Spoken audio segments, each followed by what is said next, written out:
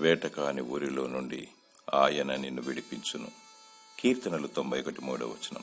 మానవుని పతనము చేయనవి 3. స్త్రీ, సిరి, అహం. స్త్రీ వలలో అనగా ఢిల్లీలో వలలో సంసోను పతనమయ్యాడు.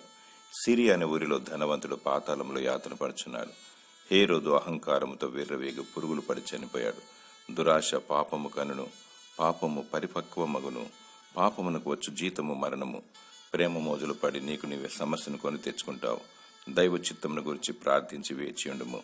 ఆశతో, దురాశతో, లోభత్వంతో, డబ్బు వ్యామోహములు పడి ఉరికి గురి అవుతావు. అహంభావంతో గర్వించి వినాశనాన్ని కొని తెచ్చుకుంటావు.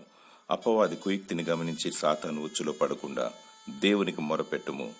దేవుడు వేటకాని ఊరిలో నుండి నిన్ను రక్షిస్తాడు, నిన్ను విడిపిస్తాడు.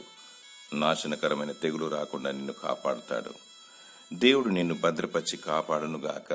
ఆమేన్.